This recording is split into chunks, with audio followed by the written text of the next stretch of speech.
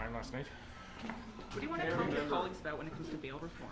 When it comes to bail reform, we need to, greatly stiffen the sentence, not only for those repeat offenders, but for those that are bringing these poisonous drugs into our communities across Canada. Drugs are very much the scourge of many of the social problems and the cause of many of the social problems that we're having. It has changed over the last decade, and we need to change the Criminal Code of Canada to address the changes that we're seeing in our communities. In addition to that, I would say, and we're doing this in Saskatchewan as rapidly as we can, is we need to provide recovery opportunities for those that unfortunately have entered a life of addictions. One of the problems we have in Ontario is that the jails are really full. Do you have a similar problem in Saskatchewan? We're building new jails. How many new? Building one additional at a time, and we need to house people that are breaking the law, but we need to arrest them and put them in there as well, and that's changes that we need to the Criminal Code of Canada. Did you talk to the Prime Minister yesterday about bail reform as well? I don't know that he's here today. We have talked to him in days gone by and in the initial letter that we had sent, and it did come up yesterday in our conversations as well. It is, there's a lot of things going on, internationally, and many things going on nationally and in each of our relative provinces as well. But when we look at Canada and North America, the efforts that we need to make to keep our communities safe in a changing environment are very real. And I think the Prime Minister has an ear to this. Has he made any commitments about bail reform? I'll leave the commitments to the Prime Minister when it comes to changes of the Criminal Code of Canada. If it was a Criminal Code of Saskatchewan, we would have made those changes already. But we would look forward to maybe changes being introduced as early as this fall. That would be a positive, I believe, for enhancing and helping communities stay safe for years into the future and to keep Canadians safe. And what do you want that legislation to look like? Yeah. What it looked like? Yeah. Well, I think for starters, for any in particular repeat violent offenders, the consequences of their action could have far greater time sentence, time served. I'd also like to see the increases in the consequences for individuals that are bringing poisonous drugs, fentanyl, crystal meth, into our nation, into our province of Saskatchewan, and into our communities. It very much is at the heart of some of the homelessness challenges that we're having, largely in our urban centres, but not exclusive to our urban centres. Some of the vandalism, property crimes that are happening that are really happening to support, unfortunately, a life of addictions. And so the drugs have certainly changed in the power that they have over people in the last decade. We have to change the Criminal Code of Canada to address what we're facing as a society today. Is there a point to this conversation if the Prime Minister is not there? I mean, it seems a lot of the premiers are on the same page about this. We've already moved in every aspect that we feel we can outside of the Criminal Code of Canada, increasing consequences for people that are bringing drugs into our communities. We've opened up laneway for municipalities to act as well to address some of the challenges that they're seeing and that their police services and their businesses and families are seeing on the very front lines in urban communities across this province. But the significant change that will have significant consequences for people that are bringing these poisonous drugs into our communities is a change to the Criminal Code of Canada. And for any repeat offenders as well. That's why I think it's been asked for, not only by the premiers, but also by organizations like the Chiefs of Police, as well as others. Back to that trade deal that was announced yesterday morning, are all First Nations communities on board in your province to allow the free flow of goods and services back and forth? There's been significant discussion, not only about the free flow of goods back and forth into our communities, and listen, we operate under the New West Partnership in Saskatchewan, which goes far beyond the Canada Free Trade Act. And I would say even goes maybe even far beyond some of the memorandum of understandings that are being signed here this week. But we're supportive of all the steps in opening up trade, not only interprovincially, and we would say the next logical step is for all provinces to consider signing on to the New West Partnership. It is a far more expansive agreement when it comes to regulatory barriers that we may have or differences that we may have between provinces and how we align those. The recognition of credentials for professionals in various areas of expertise across the Western provinces. There's avenues for that to be recognized, and we would ask for that to be extended across Canada to benefit all Canadians. The larger conversation that we're having, not only with all communities, but also Indigenous communities, is how do we develop the resources in Saskatchewan, provide them to the world through a port-to-port corridor that obviously in Western Canada's case would open up European and Asian markets. And how do we do that to ensure that we're being as inclusive as possible? Having a positive impact on those areas of the world where those resources are being developed or maybe being transported through, as they find their way to providing energy security, food security for other Canadians, North Americans, or one of the 161 countries that we export currently to. Do you know if any of Saskatchewan's resources are coming up in negotiations with the U.S.? About 95% of what we produce in Saskatchewan is USMCA compliant. And that's important to note. And so about 5% would be subject to the so-called 35% tariffs that were announced a while ago. And I think that speaks, I think many provinces would have a similar ratio, maybe slightly different, but it does speak to what Saskatchewan does produce. We provide food and fuel and fertilizer, food and energy security to not only other Canadians, but to Americans and to, as I say, over 160 countries around the world. We want to continue doing that, and we want to expand the value of what we are actually exporting, including to the U.S. Do you feel like Mr. Carney tried to lower expectations regarding the trade deal with the U.S.? Well, we're just talking about interprovincial trade barriers where we have regulatory indifferences and such, and really those are non-financial tariffs that would be in place. And so any trade agreement that you have, including the current USMCA or previous NAFTA, they have either tariff or financial or non-financial really tariff barriers. So any agreement is going to have some degree of tariff barriers. We just saw the U.S. sign in principle, I think, an agreement with Japan for a kind of across-the-board tariff, and then some varying numbers by industry. What we would hope for is to have no tariffs, or at least the lowest tariffs on all the commodities that we can possibly have with our largest trading partner, the United States of America. If we can achieve that, we can achieve some stability and some certainty.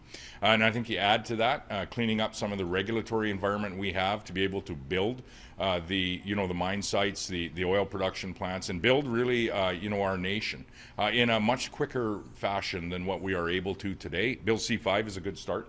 It's a stopgap. It essentially is a piece of legislation that is legislating through the regulatory environment that we have in Canada. And so while Bill C-5 is allowing some projects to move, we need to work hard. And I would say that to some degree that work's already started with Minister Hodgson.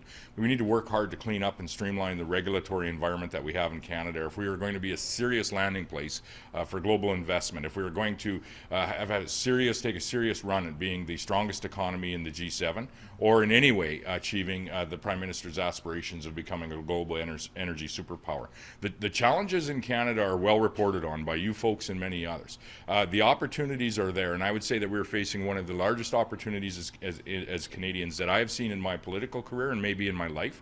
And I certainly am going to do my level best to ensure that we can achieve it in Saskatchewan and by extension across the nation. Are the premiers, though, okay with giving the Prime Minister a longer runway for these negotiations if the first deal presented isn't one that the Prime Minister is comfortable with? Well, we need a good deal. And the runway's been extended a few times now. And if you can predict, some of the wishes or what the President might say today, tomorrow, or next week, I could probably answer that question with a lot more certainty.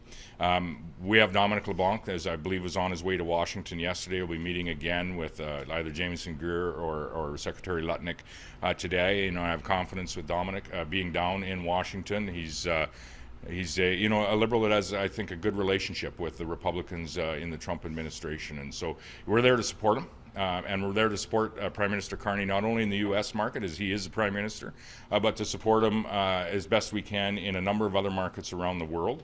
And herein lies, the great balancing act is, how do you strike a free and fair trade agreement with the U.S. and preserve the access to the global markets that we have? And I'll use Saskatchewan as an example. About 50, and we're the highest exporting area in North America per capita. About $30 billion goes to the U.S. About $20 billion goes to 160 other countries around the world. So we're very globally diverse, and that's the opportunity that Canada has, I think, moving forward. If we're able to clean up our regulatory environment, not reduce it, but clean it up so that we can actually achieve, functioning, producing projects in all industries in our nation. Ensure we can get those industries, the product that we produce to port, to saltwater port, and then ensure that we're preserving that market access with the U.S. and other countries around the world. If we do that, If we do that, the investments that we want to make as Canadians through the federal government, of, for example, a 5% investment in our military to ensure that we are safe in Canada and safe in North America. If we are able to open up laneway and runway for every industry to expand and create value, we'll have a lot of credibility as Canadians when it comes to budget day and making those investments. I understand that the healthcare transfers are going to be a subject today. What are your expectations in terms of increasing the budgets? Well, in a post-pandemic environment, and all provinces would have significant increases in the last number of years in their healthcare budgets. I think we were 11 last year, or 2 years ago, 9 in the year previous. Those are not sustainable moving forward. So we need to work together to ensure that the investments that are being made are being seen by the patient in advanced care, advanced time of that care, whether it be a surgery or just access to a primary health care provider. With respect to the federal transfers, we would hope that they're not trimmed. They're far below those percentage increases that I gave you, and the federal government, successive federal governments have been slipping with respect to where they started as a percentage funder of health care. So I would ask really for 2 things when it comes to any federal transfers, healthcare or any of the federal transfers that are there. One is that they don't slip. 2 is that they have flexibility built into them so that we can deliver on a province-by-province basis the services that Canadians like. All too often in years gone by, recent years gone by, we've seen a shrinking investment in things like healthcare, but very much an expansion of the federal influence and where those dollars are funding, and that just simply doesn't work from coast to coast to coast. Things are very different in the territories versus the prairies versus Atlantic Canada versus some of our more populated provinces like British Columbia, Ontario, or Quebec. Would you be okay waiting until 2026 for the CUSMA renegotiation to land a new trade deal with the U.S.? Well, we need a good trade deal first and foremost. I would say we need it as soon as possible, but it needs to be a good trade deal. And so, again, there's going to be a lot of back and forth with, whether it be Prime Minister Carney and President Trump, or whether it be with, Secretary Lutnick and Dominic LeBlanc. We're going to support them in all of those discussions on the various industries that are there. We've seen, some of the, I'd say, the morphing or the setting of the boundaries of that trade deal with removal of the digital service tax, things of that nature. So, I think it's less about the date and more about the content of the conversation that is happening. And we certainly, to the earlier question, would shoot for a zero tariff across the board on each and every product. That's the goal. But we certainly need to ensure that we have lower tariffs than any other country, given the relationship that we have with the United States. Should we give up supply management?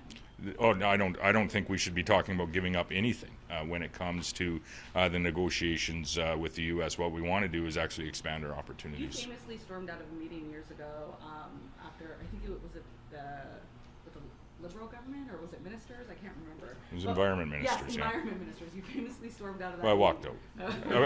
I had nothing more to say. How does it compare working with Carney as opposed to the former Prime Minister Justin Trudeau?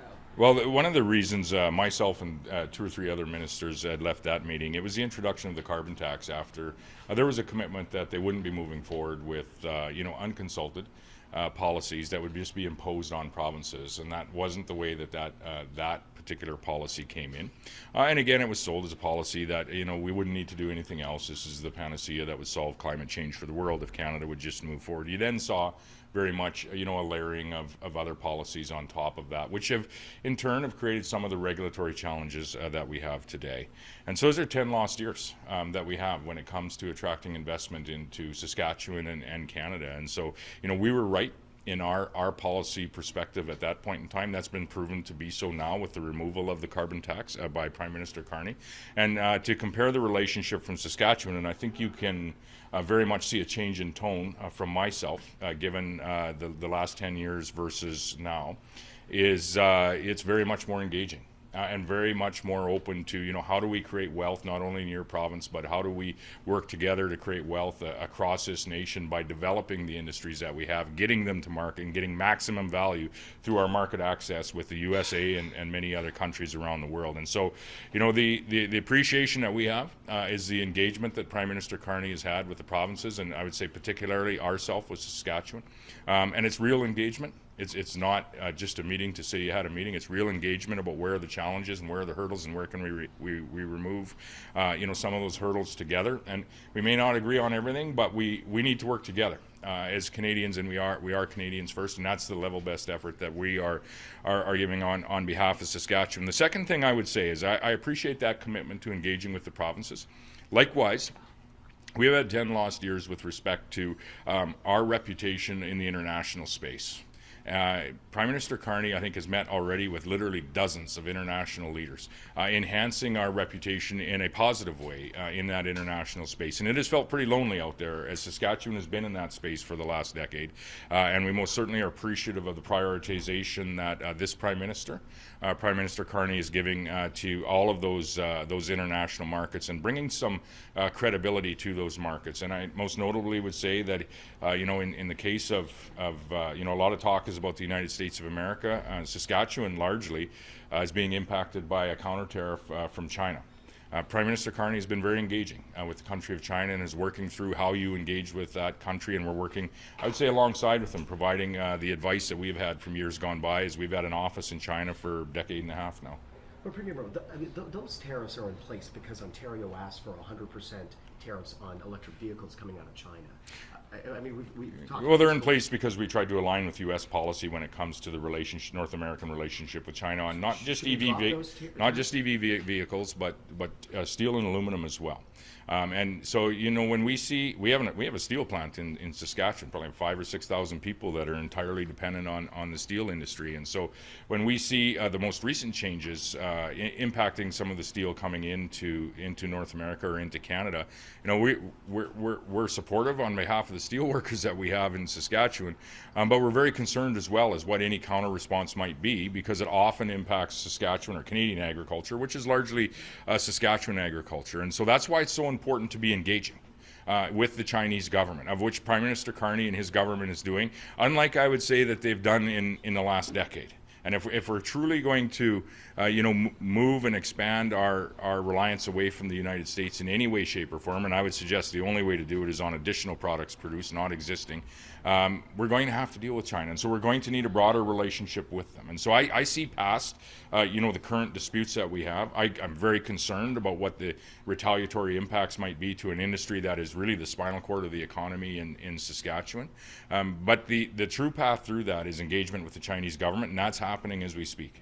Thanks, that's it. That's all for today. Thanks, everyone. That's fine. Thank you. One of my text messages. Good morning, Premier. Good morning, Olivia. What do you want to speak to Thank you very your much. colleagues about when it comes to bill reform? What do you want to see?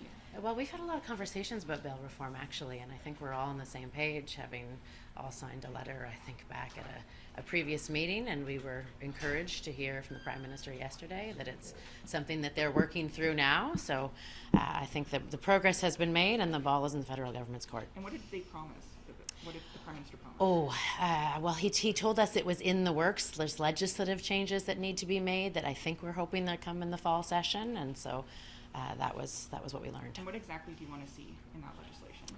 Well, we need to have the flexibility at the provincial level to be tough on the people who are hard on Canadians, and so we need to be able to put in place the kinds of restrictions, limits on bail and probation in order to make sure that the people who are doing bad things are paying for it. Are you on the same page as the Progressive Conservative premiers on bail reform, would you say, as a Liberal premier? I think that all of the premiers signed the same letter calling for the same thing from the federal government. Are you guys looking for essentially people not getting a bail review or a bail hearing if they're repeat offenders? Is that the avenue that you guys are pushing for here? Oh, I'd have to look at my number one issue for New Brunswickers is healthcare, so that's what's on my mind right now, having just met with the Canadian Medical Association and the Canadian Nurses Association, and so those technical details I'd have to brush up on. Sur les transferts en santé, qu'est-ce que vous demandez au juste, parce qu'on on sait que vous n'avez pas obtenu ce que vous demandiez dans les derniers accords. Qu'est-ce que vous demandez au juste? Vous demandez une augmentation des transferts en santé?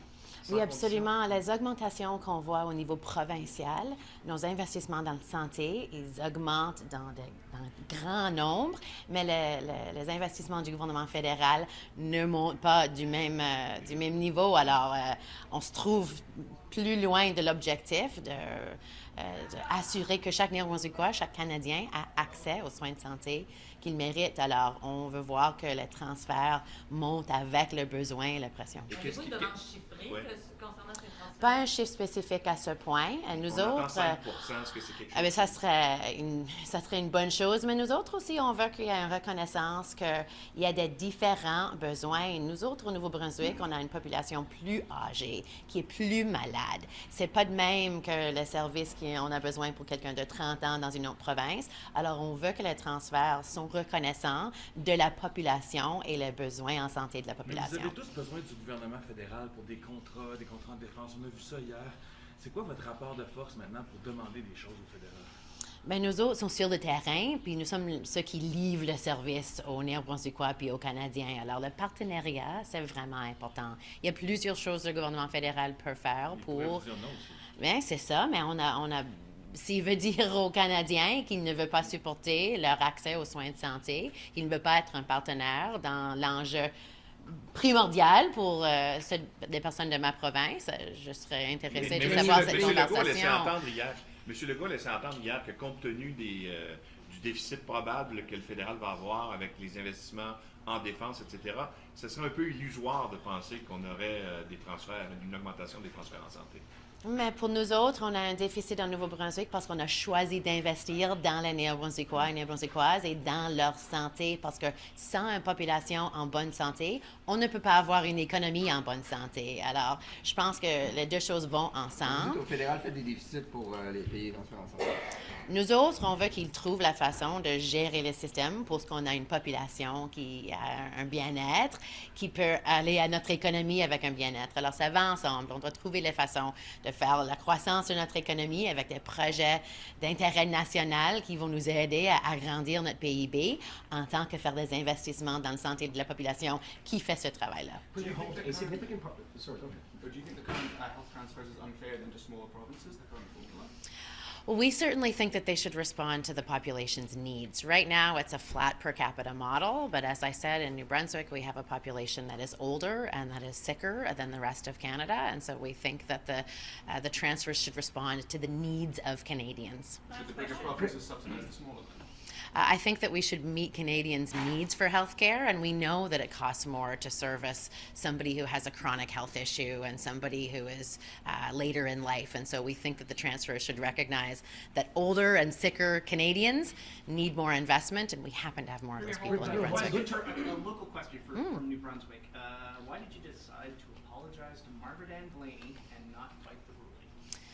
Well, because there was errors made in the past. It wasn't the right way to do things. To fire people for partisan reasons is part of why I got into politics, was to do things differently and move away from partisan petty politics to doing the right thing. And so we abide by the ruling. We're going to apologize, and things like that won't happen again on my watch. How productive have the meetings been so far, and are premiers united?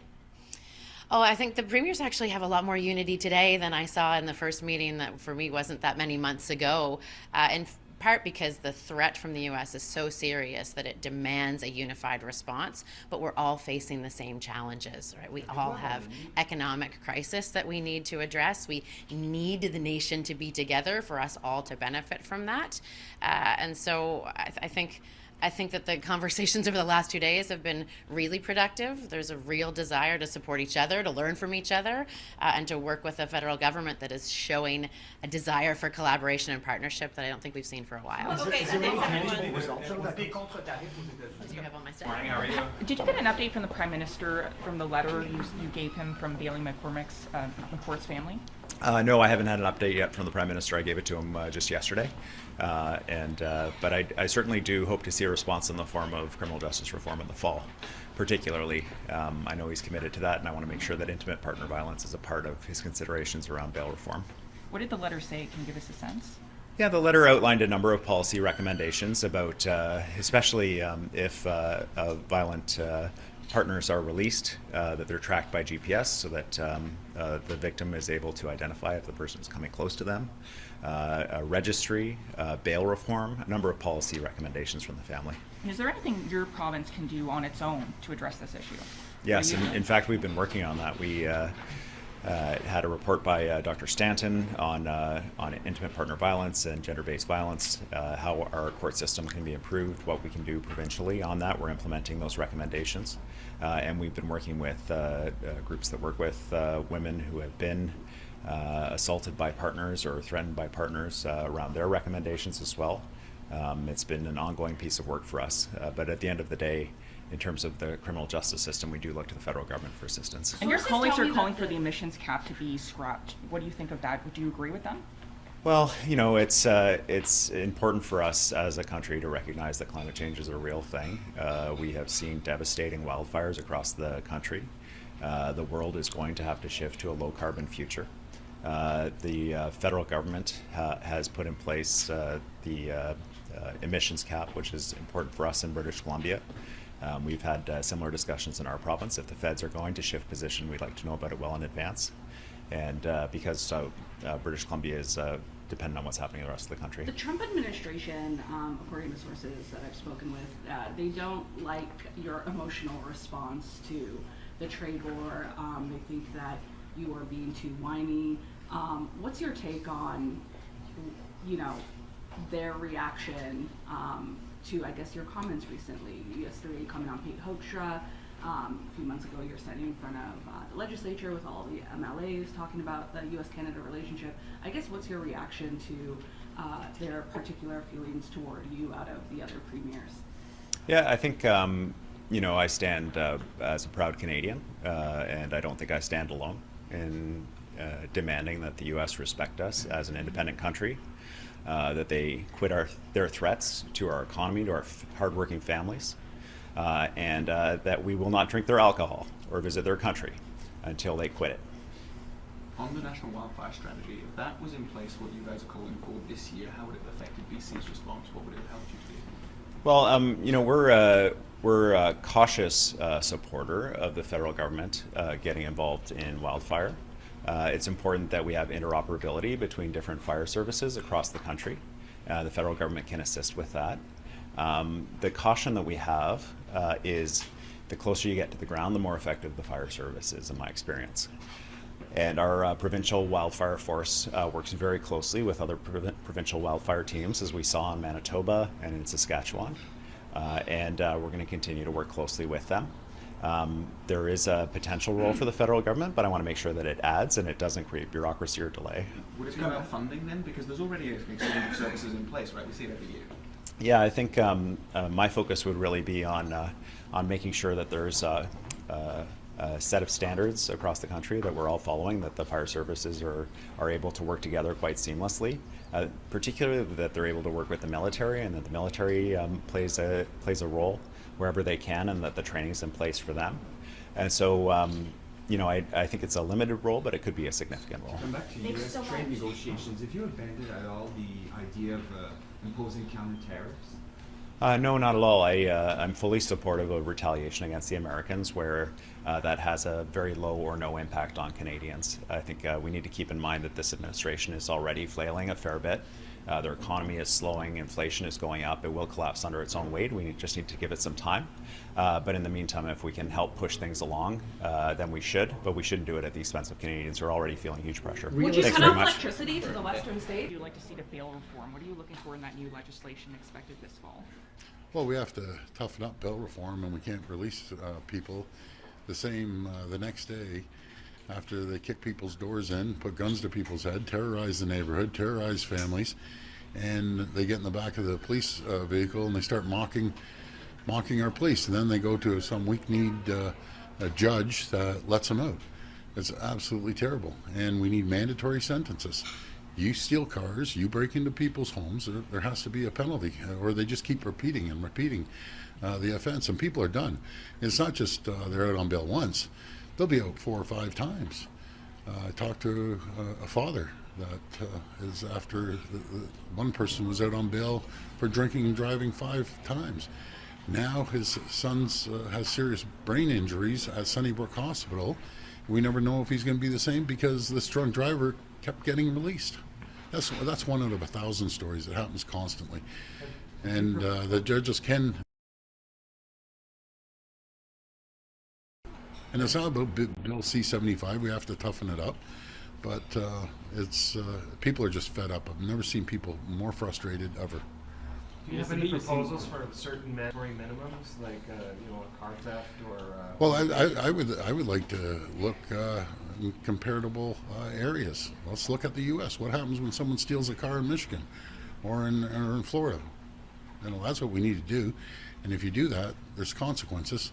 I'll tell you, the car thefts that were leading North America. People talk about crime in the U.S. We're beating every single major city in the U.S. on car thefts. On Mark Carney, Premier, you seemed all happy with the Prime Minister yesterday, but can we expect a harder language today on health transfers, for instance? Well, I've always said, it doesn't matter if it's Mark Carney or the previous Prime Minister, we got shortchanged as far as I'm concerned. We said last time it was a good down payment. And the way we've seen the increase in population, we've seen increase in health needs, we need to continue to hire more doctors and nurses. We need a fair chunk of money. I just want to speak to the people of Ontario on equalization and transfer payments at the end of the day goes into one big pot. We're giving $26 billion of Ontario's hard-earned taxpayers money over the federal government. I've always said I have no problem taking care of the smaller provinces and the territories. But in saying that, we need our fair share with healthcare. We spend $93 billion a year in healthcare in Ontario. What would be a fair increase in transfer? Well, it's more than what they gave us last time. It was about 1.5%. I'd have to get it, but it was just a little over 1%. That's unacceptable because we're seeing the need grow continuously in healthcare. So I'd like to sit down, the rest of the premiers, come up with a figure that would sustain us for the next little while. What would be this figure, Mr. Change the formula so that it is not per capita, instead it's based on need, like the age of the population or the sickness, which would presumably involve Ontario giving more money to places like New Brunswick? Well, I have no problem taking care of the smaller provinces. I've always said that. But overall, we're giving $26 billion more to the federal government than what we're getting back. And I don't think that's fair. I think it works out to be approximately $1,700 per person that is costing Ontarians. Do you plan to go back to the White House anytime soon?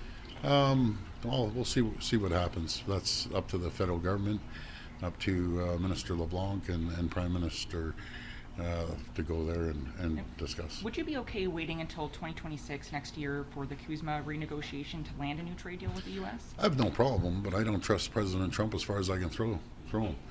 He constantly changes his mind.